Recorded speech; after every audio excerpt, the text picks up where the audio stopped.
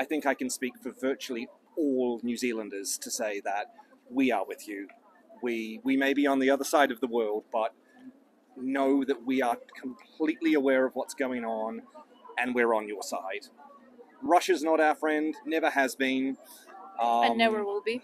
And never will be unless they decide to become more, unless they pull out of Ukraine and decide and pay all the debts, but say yep, sorry, all the sorries. Absolutely, and give democracy a try, because I mean we've seen what authoritarianism, both in the Soviet Union and in the new post-Soviet Russia, leads to.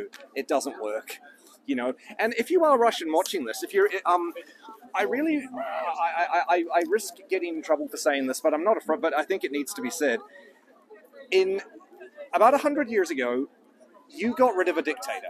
You know, Tsar Nicholas II, a powerful dictator. You guys got rid of him. The people won over.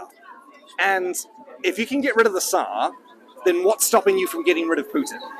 What is stopping there? What is stopping you from having a second Russian revolution? If you can get rid of one powerful leader, then in an age of technology, then you can definitely get rid of another powerful leader. If you are Russian, rise up. Don't be afraid to sacrifice your lives for the sake of the good, just as all these Ukrainian soldiers are doing. Don't be afraid to rise up and show Putin that his people will not tolerate such evil being done in the name of your country. So right now, many European countries are considering to stop giving visas to Russian citizens so that they are not able to go and visit European countries. Do you think that's a right thing to do?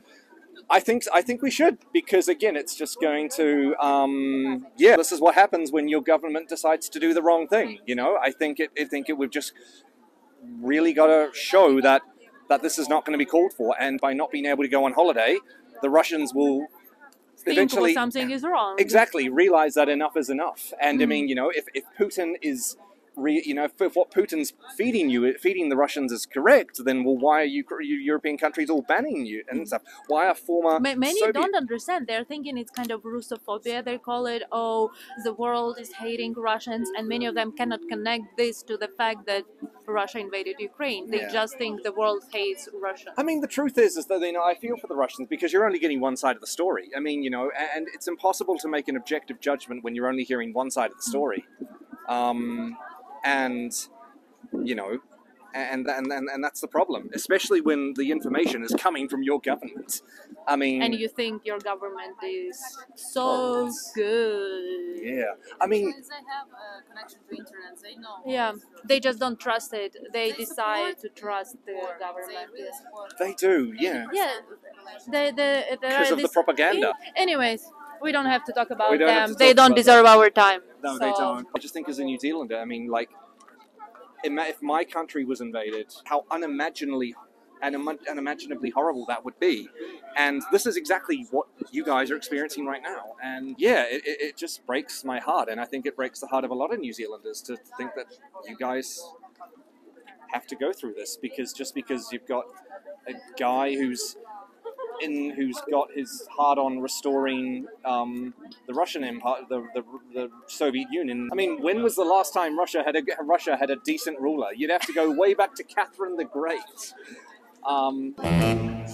She wasn't? Do you know that actually she's the one who started killing Ukrainian culture and language? Sorry, I'm not very good with Russian history. But No, really. She's the one who actually, you know, the name Russia even, it comes from Rus, which actually was in Kiev, yes, from Kiev, and she was the person who has stolen this name and has named the whole country from Moscow, changed the name from Moscovia to Russia, so that to steal the identity of Ukrainians, and then to make them believe that, oh, you are now a part of us, but actually Rus is like Ukraine and Kiev.